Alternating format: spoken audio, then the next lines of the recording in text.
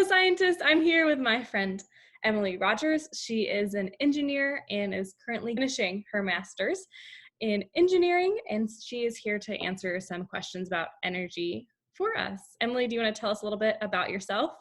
Absolutely. Hi, Miss Lux class. So I'm Emily. I did my college degree in mechanical engineering, and I'm currently finishing my master's, which is graduate school in energy, civil infrastructure, and climate engineering. So I really love to talk about energy, especially renewables like wind and solar, and I'm happy to take your questions.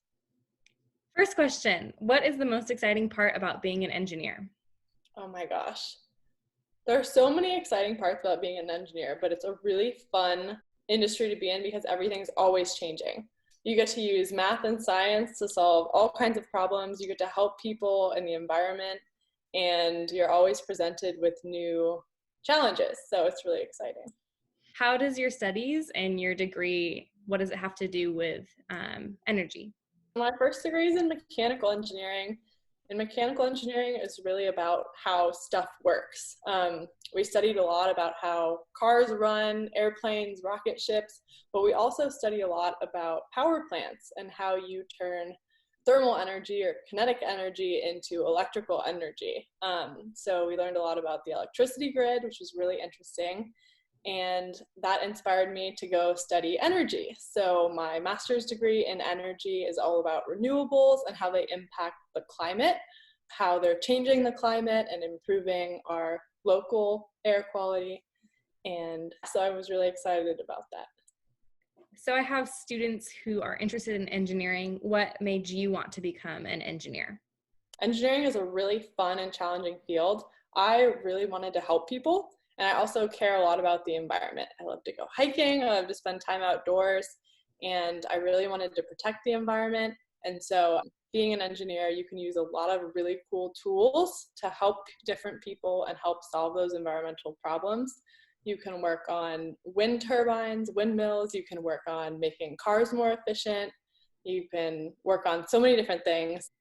Getting into energy, how would you define renewable and non-renewable resources? So non-renewable resources are resources that you can use up and that you can run out of. So if you have like a bucket of coal, which is a fossil fuel, you can burn that entire bucket of coal, and at the end you won't have anything left. With renewable resources, you either have such a huge endless supply, or as you use it, it comes back faster than you can use it. So for example, with solar, we use energy from the sun to turn it into electrical energy, and we'll never use up all of the energy from the sun. It's just going to keep coming.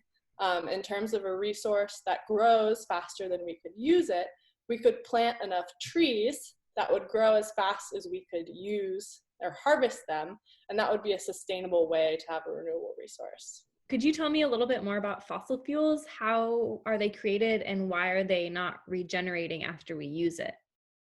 Yeah, so fossil fuels actually come from plant and animal life that existed hundreds of millions of years ago, like think age of the dinosaurs. And all of that has been compressed under layers and layers of earth.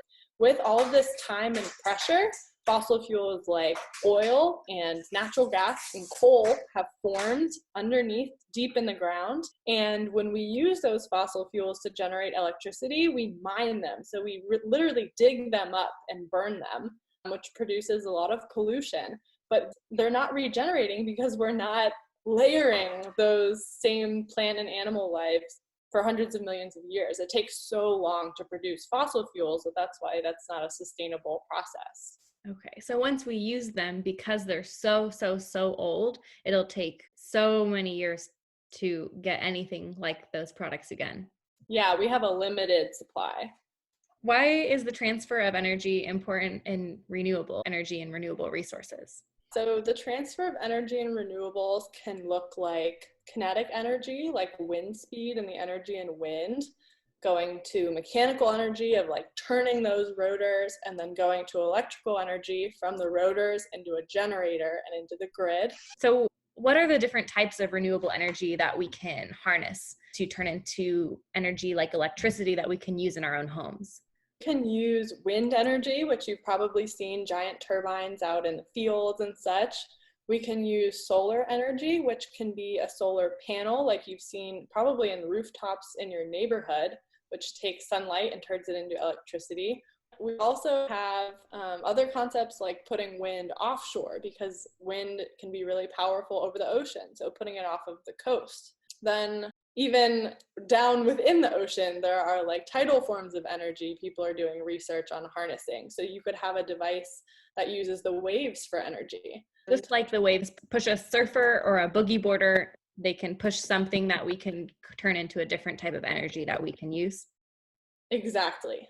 And another source of water renewable power can be small hydropower dams, which are big turbines just in rivers that use the energy from the water to turn it into electricity. And we can also use different gases for renewable energy. So we can take biogases, like gases produced from cows and produced from landfills, and we can actually burn those and have a cycle that's a positive renewable energy cycle. So those are some of the fun and different, interesting renewable energy sources. So we can turn cow farts into energy. Mostly burps, but yes. Okay. Something that's interesting is when different types of renewable generation is happening during the day. So solar generates when the sun is up, and wind often here in the United States generates when it's really windy at night. Mm-hmm. And so if you use electricity when those renewable sources are generating and at their peak, at their maximum, then you're more likely to produce less emissions and like bad greenhouse gases, because you're using the renewable energy when it's being generated, as opposed to when you're burning fossil fuels once it gets dark and once everyone's coming home from work and at home in the evening. That's kind of like the worst time to use a lot of electricity. What could fourth graders do to help have their family make smart choices regarding their own energy use in their home? So you guys have a lot of potential to reduce your electricity impact, and a really good thing you could do is try and align your usage with when these renewables are generating. So solar power generates during the day when it's really sunny out, and wind power... We're not going to get a lot of solar use at night because there's no sun. And wind power generates a lot at night because it can be really windy at night. And so if you think about when you can run your dishwasher or laundry or plug in your electric vehicle or use a lot of your electricity, if you do it in the middle of the day, you're using solar generation, or in the middle of the night, you can be using wind generation, or at a time when a lot of other people aren't using the electricity grid. So if you can shift your electricity usage from around 5 or 6 p.m. when everyone's using electricity and home from work and we're using non-renewable sources and polluting a lot, to other times of the day, you can actually make a big impact. Excellent. So if we wash our dishes and use our dishwasher or wash our laundry, it's better to do it in the middle of the night or the middle of the day? Yes. You can always use less. You can, turn off the lights and try and not use your air conditioner and heater as much as you do. Instead, put on a jacket or put on a tank top. This is probably a more family decision, but you can invest in appliances like a dishwasher, laundry machine, and vehicle that are more efficient or use less electricity or fuel to do the same goal or purpose.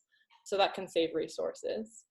What do you think the most exciting upcoming research in energy engineering is? I think there's really exciting research to be done on the actual electricity grid. So transmitting all of this electricity, because you don't have a power plant in your house, right?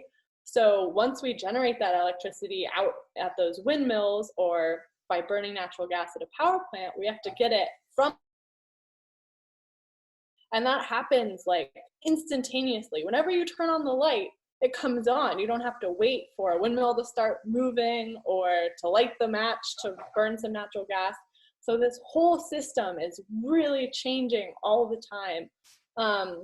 So interesting areas of research are, how do we make this system stable when we start putting all of these wind and solar generating resources in that are super unpredictable? We're depending on the sun, when the sun is shining, if it's cloudy, if it's windy. So dealing with that variability is a really fun area of energy research. I also think wave energy is really cool. So you're saying that all of the energy collected from various resources, such as wind Mhm. turbines, solar, other types, all go to this thing called the energy grid. Electricity And grid, then yeah. or electricity grid. And then it goes to our homes and our schools and grocery stores everywhere. Yeah, So that's everywhere. the grid is where it all connects. Yeah, and it's all interconnected. Our grid here in California is connected with Mexico. East Coast grid is connected with Canada. They're all interconnected, and we're connected to the Midwest and to the East Coast. So we share our energy across the whole United States and then with our neighboring countries even. Yeah, yeah, all across California is connected, and we share energy.